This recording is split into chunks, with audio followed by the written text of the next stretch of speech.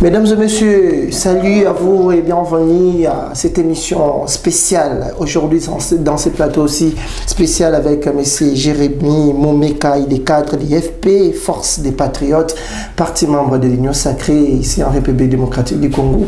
C'est avec lui que nous allons essayer de parler de tout ce qui est attrait avec l'actualité politique, mais aussi l'actualité au sein de leur parti politique, Force des Patriotes. M. Jérémy, bonjour et salut. Bonjour messieurs les journalistes, merci beaucoup pour l'invitation. Je profite de l'occasion pour saluer tous les téléspectateurs en ce moment en train de nous suivre. Merci beaucoup. D'accord, nous commençons d'abord votre parti, les Forces des Patriotes. Comment vous vous présentez, vous vous préparez déjà parce que nous sommes dans une période où il y a les dépôts des candidatures, les alignements des candidats. Comment vous vous préparez au sein de votre parti pour les élections à venir? Oui, merci beaucoup pour la question. Nous sommes dans la Force des Patriotes, FP en sigle, les partis chers aux camarades, président national, Honoré Mvula Kabala. Et c'est depuis longtemps que nous avions commencé à préparer les élections parce que chez nous, l'objectif, comme toujours, c'est génération non-nate, tous au Parlement. Et on est en train de travailler sur ça. On espère que aux prochaines élections, nous allons faire de notre mieux pour avoir des députés nationaux, députés provinciaux, les sénateurs et j'en passe. Et donc nous sommes en train vraiment de travailler et nous pensons que nous sommes avec la population et la population nous fait confiance. Le plus important pour nous, c'est de chercher comment satisfaire cette population, puisque vous le savez bien, la Force des Patriotes, au-delà du fait que c'est un parti politique, c'est aussi une machine politique. C'est un parti qui est aujourd'hui éclaté sur toute l'étendue du territoire national. Et nous espérons que si pas dans chaque territoire de ces pays, au moins dans chaque province, nous ne manquerons pas, ne fût-ce qu'un ou des députés. C'est dans ce sens-là que nous sommes en train de travailler tous derrière notre président national. Ici, je parle du camarade Honoré Mvula, qui est lui aussi candidat à la députation nationale dans les territoires de Luisa. Et puis, on espère que tout ira bien puisque nous soutenons les chefs de l'État. Et nous espérons aussi donner au président de la République, bien sûr, son second mandat et à la mesure du possible, lui donner également une majorité confortable au sein de l'Assemblée nationale. Au sein de l'Assemblée nationale, est-ce qu'aujourd'hui, M. Jérémy, vous croyez sincèrement à l'organisation des élections en décembre 2023? Oui, effectivement, nous croyons à l'organisation des élections en décembre 2023 parce que toutes les conditions sont requises, voyez-vous, depuis la désignation du président Kadima comme président de la CENI, puisque vous le savez bien, la CENI c'est une institution d'appui à la démocratie. Depuis son avènement, il a essayé de mettre de l'ordre.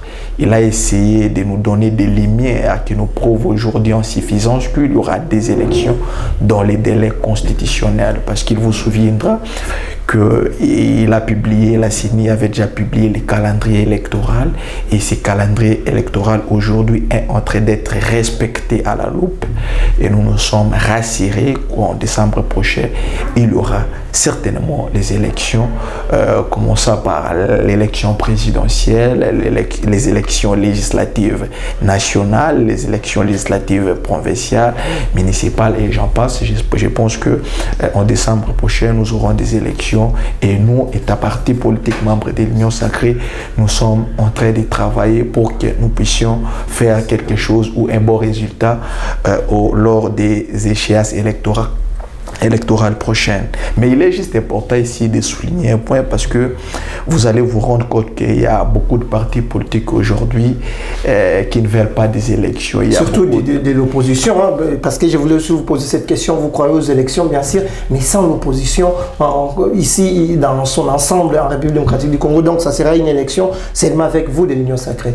Non, messieurs les journalistes. En fait, dans l'opposition, il faut comprendre que ils sont tellement départagés, ils sont départagés dans la mesure où vous allez entendre certains leaders de l'opposition dire qu'ils ne vont pas déposer leur candidature ou leur liste.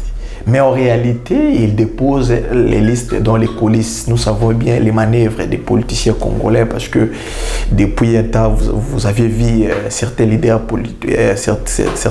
de l'opposition dire qu'ils ne seront même pas des candidats puisqu'on devrait passer par l'audit du fichier électoral, par une organisation extérieure parce que ils ne croient pas ou ils ne font pas confiance au bureau actuel de la CENI.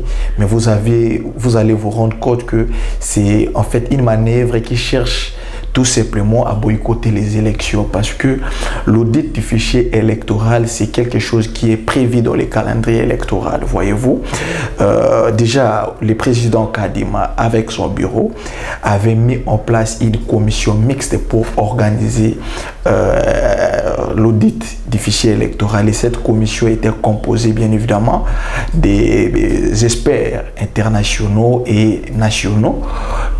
Ils ont audité les fichiers parce que après l'audit, selon les conclusions de cet audit, il y avait 7 millions d'électeurs et avec ces 7 millions d'électeurs, ils ont eu à élaguer bien évidemment 3 300 000 électeurs, ce qui fait que on est resté avec 43 millions et quelque chose là comme électeurs.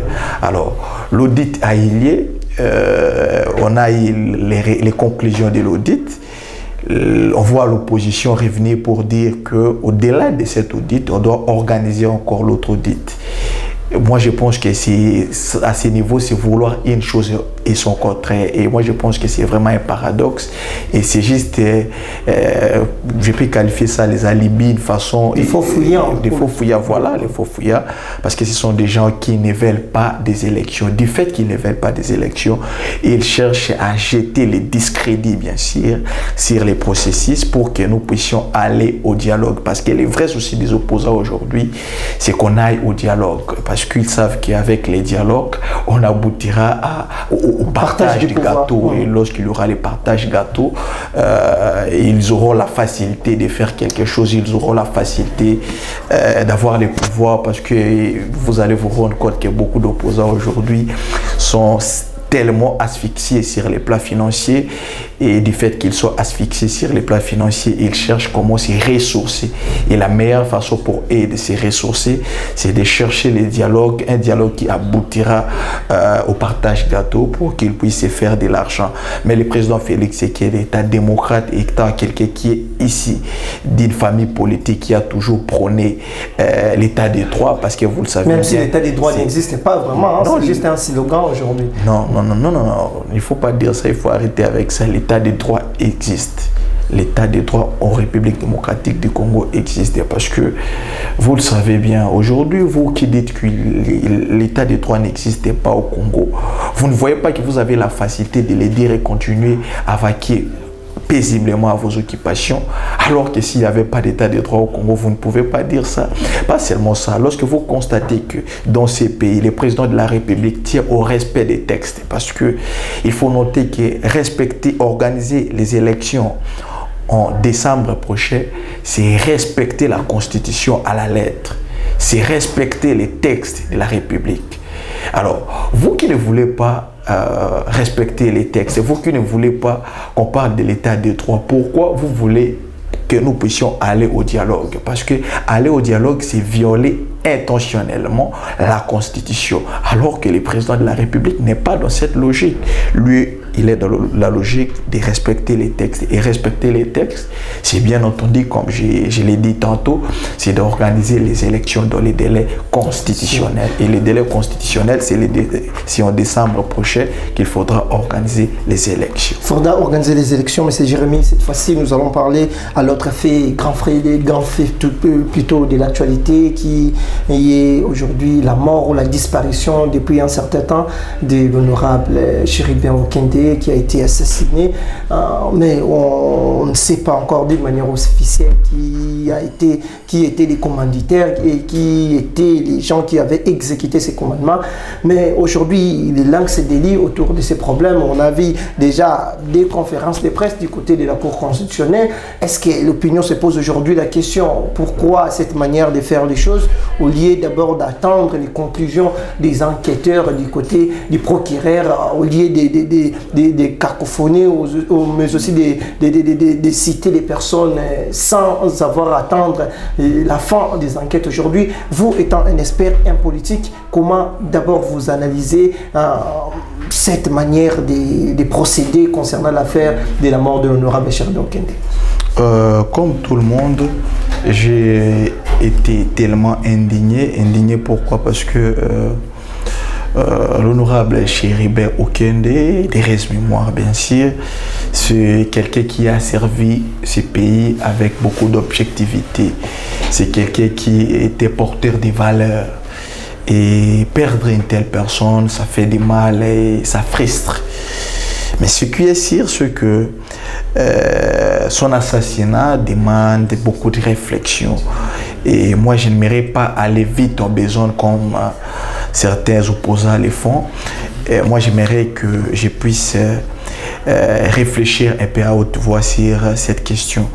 Parce que l'honorable Chéribé Okende a été retrouvé, son corps plutôt a été retrouvé sur l'avenue Poiloux, et selon les indices sur terrain, nous avons vu qu'il avait reçu les coups de balle.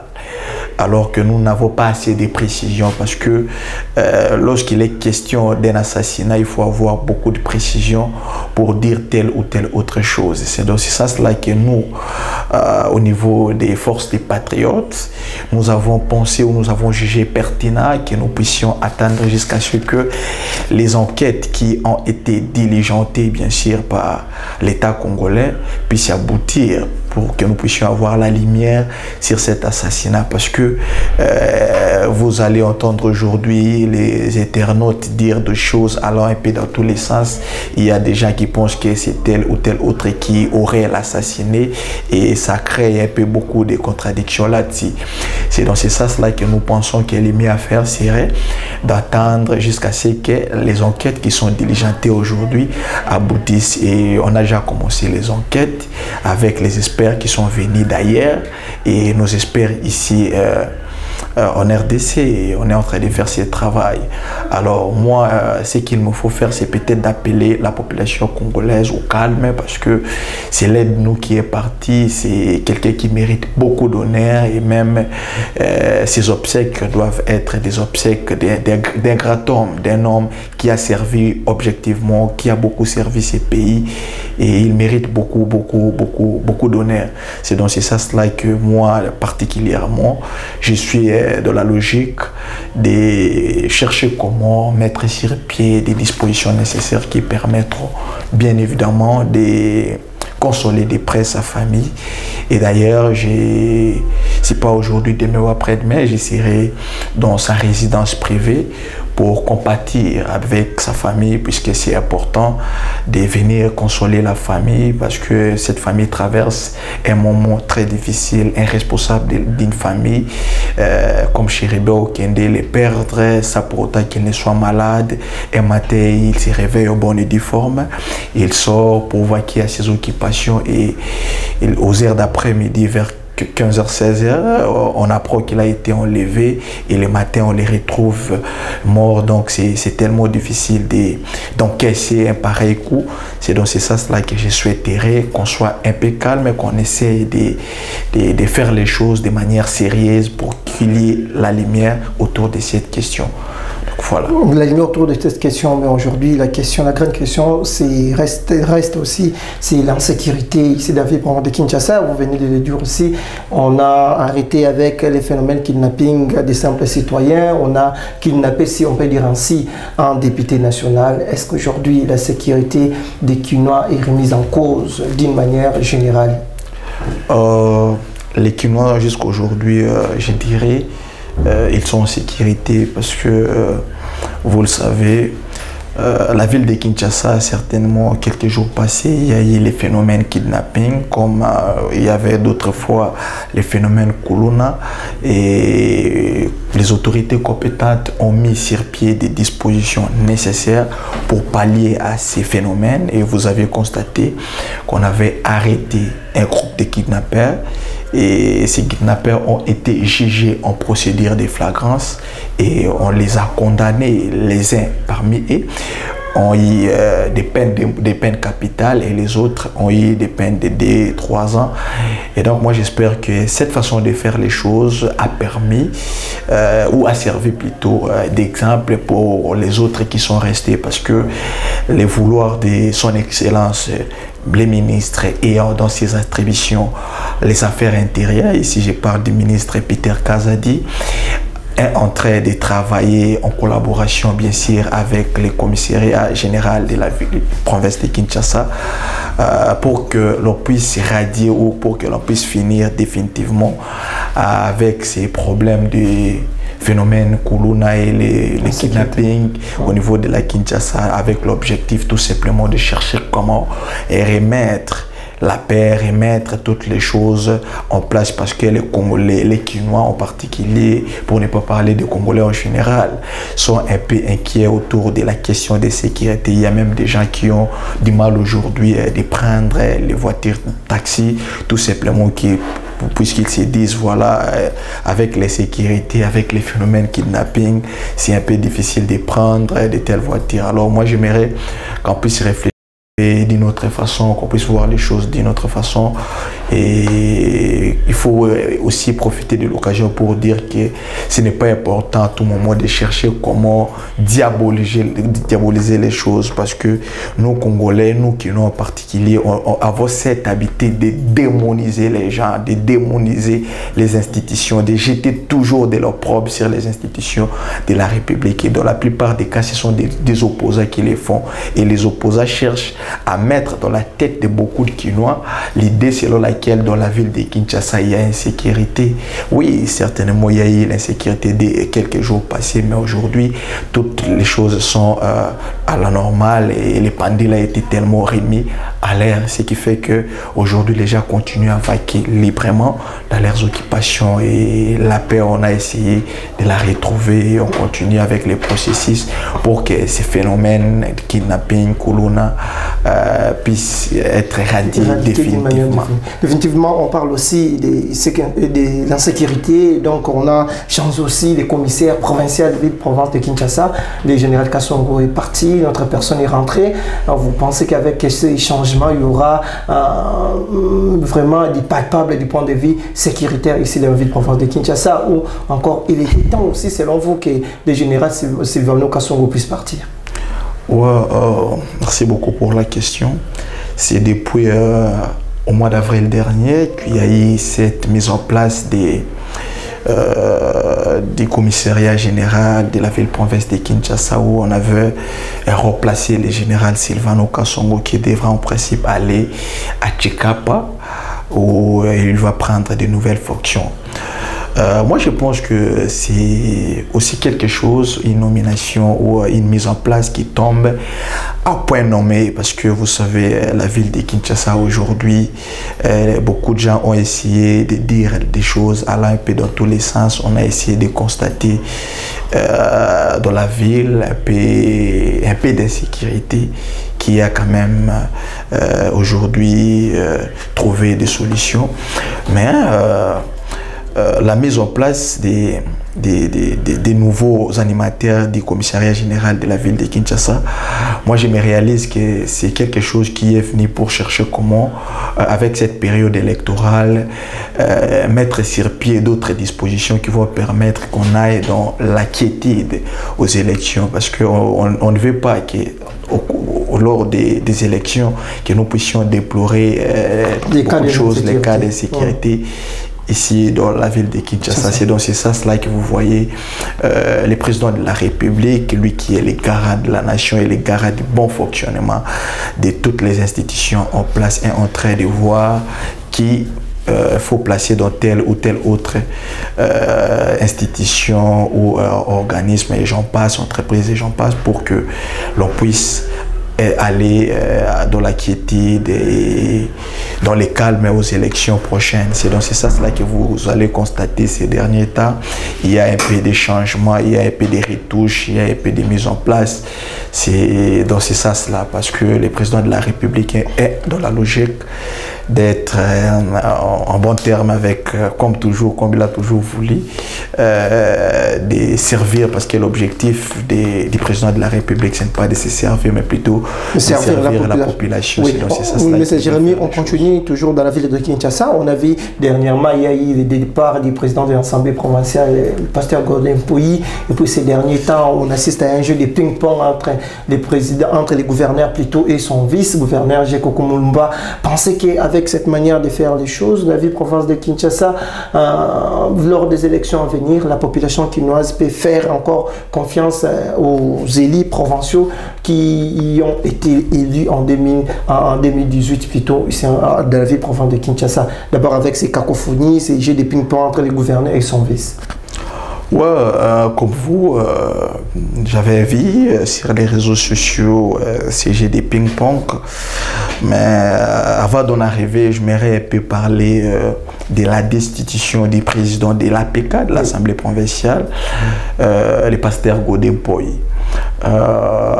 C'est depuis quelques jours que nous avons constaté d'abord la motion qui était en sa charge, une motion qui visait bien sûr sa destitution, et on l'avait jugé de beaucoup de choses. Alors, le président Gordon Pouilly, quand il a été invité par ses pairs, ici je parle des députés provinciaux, pour qu'il puisse présenter ses moyens de défense, nous avons constaté que le président Gordon Pouilly ne s'est pas présenté, tout simplement parce que on croit une lettre qu'il avait envoyée au niveau de l'Assemblée provinciale, il serait malade et que son médecin aurait lui donné un temps de repos, question pour lui de se rétablir et continuer à vaquer paisiblement à ses occupations. Alors, lorsqu'il a présenté ou envoyé cette lettre a été reçue au niveau du bureau de l'Assemblée provinciale, et pour les députés provinciaux, ils pensaient que c'était un faux fuyard. Pourquoi? Parce que ils constataient que le président Gordon Pouilly, en dehors de l'APK, continuait à effectuer ses activités dans les calmes, notamment au niveau de l'église et même au niveau de l'université. Et il s'est posé la question, mais si réellement il était en congé ou si il était en repos médical, voilà, il ne pouvait pas effectuer ou il ne pouvait pas continuer à faire ces activités-là. Mais comment il fait les activités de l'église, il fait ses activités de l'université, mais il refuse seulement de venir se présenter au niveau de l'Assemblée provinciale. Alors pour ses collègues députés, ils pensaient que c'était une façon de marquer d'abord du respect à ses collègues députés provinciaux. Aussi, ils pensaient que c'était une façon de s'échapper, voilà, à la motion. C'est dans ce sens-là que les députés provinciaux, lors d'une plénière qu'ils devraient se présenter plutôt, ils lui ont donné 48 heures, question pour lui de venir se représenter, venir répondre à la motion qui était à sa charge. Alors, lorsqu'il y a eu 48 heures, le président Gordon Pouilly ne s'est pas toujours présenté. C'est dans ce sens-là que les députés ont décidé de voter, d'examiner la motion et de voter. Et quand ils ont voté, il y a eu 34 de ses collègues qui ont voté pour son départ. Il y a eu 3 qui ont voté qu'il reste, qui ont dit non à son départ, et il n'y a eu 4 abstentions déjà qui se sont abstenus. Donc, alors ça, je pense que cette façon déjà de voir les choses, ça prouve en suffisance que le président Gordon Pouilly avait déjà perdu le contrôle de l'APK. Et moi, étant politologue de formation, j'ai été indigné de voir quelque chose de pareil, parce que je me disais, le président Gordon Pouilly, quelqu'un qui a dirigé l'Assemblée provinciale pendant presque 4 ans, ne pouvait pas marquer les contrôles des députés provinciaux à ce niveau-là.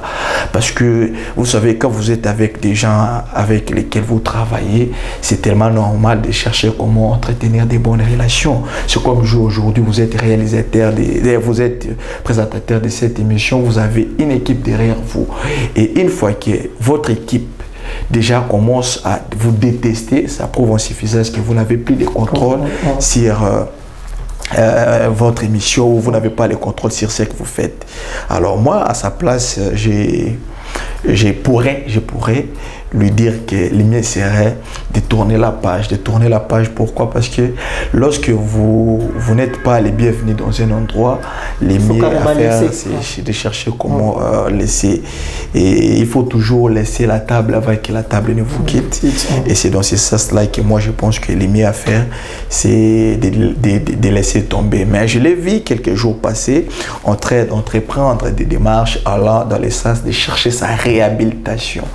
Je l'ai vu au niveau de la Cour constitutionnelle. Je pense que c'est un processus ou une procédure qui est légale. Il a déposé sa requête et je pense que c'est à la Cour de dire les droits. Et au-delà de cela, je l'ai vu avec ses pères de l'Église en train de parler, en train de chercher comment trouver des solutions pour son problème. Et ils ont même fait une déclaration d'ensemble demandant l'implication personnelle du chef de l'État. Et moi, je pense que c'est l'avenir qui nous dira mieux.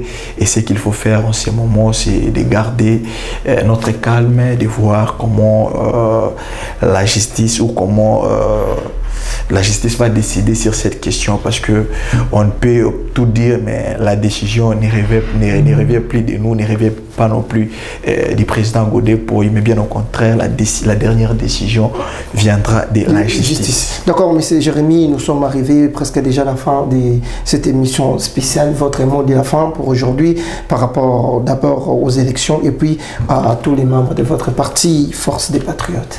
Ici, moi, ce que je pourrais dire, c'est le président Honoré Mvula, le président de mon parti politique, la Force des Patriotes, nous a donné des instructions claires et nettes en ce qui concerne les élections. Nous ne sommes pas dans la logique des gens qui ne veulent pas des élections. Nous voulons les élections et nous tenons notre cap vers les élections. Nous savons que en décembre prochain, il y aura des élections dans ces pays. C'est dans ce sens-là que nous sommes en train de travailler jour et nuit pour que nous puissions donner au président de la République, comme je l'ai dit tantôt, une majorité confortable au niveau de l'Assemblée nationale et au niveau des provinces même, parce qu'il est aussi important d'avoir des députés provinciaux, des conseillers municipaux et j'en passe. Et c'est comme ça que nous sommes en train de travailler. Moi-même qui vous parle, je suis candidat député national dans la circonscription électorale du Mwamba. Et je pense qu'au moment opportun, puisqu'on n'a pas encore commencé la campagne, je ne peux pas ici venir dire que voilà, votez pour moi ou faites ceci pour moi.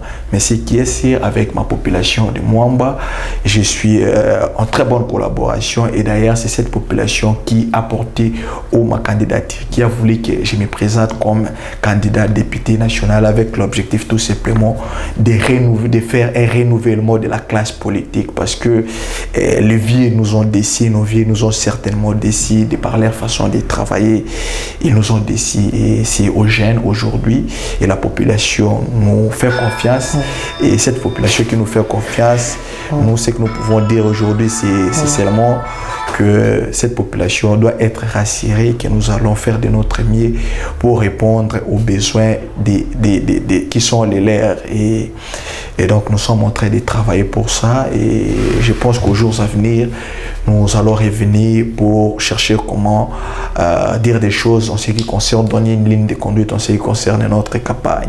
Mais sinon, nous sommes en train de travailler jour et nuit avec notre base de Lemba, notre base de Limité, notre base de Kinshasa, notre base de Mwamba en général. Nous sommes en train de travailler. Je pense que nous allons faire des bons résultats. Et nous allons satisfaire pas seulement la base, et même satisfaire les chefs de l'État, parce que le plus important, c'est de donner au président de la République un second mandat et de chercher comment lui donner aussi une majorité confortable. parce que le président de la République a souffert de beaucoup de choses avec la coalition FCC Cash qui a eu beaucoup de blocages et ça a été à la base de beaucoup de choses. Ce n'est pas important d'en parler puisque ce n'est pas une question qui est à l'ordre du jour, mais je pense qu'aux jours à venir, nous allons faire de notre mieux. Soyez rassurés que c'est maintenant arrivé le tour des jeunes. C'est à la jeunesse de faire aussi ou de prouver de quoi elle est capable. Merci. D'accord, mesdames et messieurs, nous voici arrivés déjà à la fin de cette émission spéciale avec M. Jérémy Momeka, il est cadre du Force des Patriotes, parti cher à Honoré Mvula. C'est avec lui que nous allons débattu autour de tous les sujets d'actualité ici en République démocratique du Congo, surtout avec des élections, mais aussi en ce qui concerne l'assassinat de l'honorable Chéribin Okente. Et nous avons aussi effleuré tout ce qui se passe et continue de se passer du côté de l'Assemblée provinciale de Kinshasa avec les jeux de ping-pong entre les gouverneurs et son vice, mais aussi le départ du président Godé Mpoyi. Un grand merci à l'équipe technique de nous avoir aidé de venir chez vous à la maison. Portez-vous bien et à très bientôt. Au revoir. Au revoir.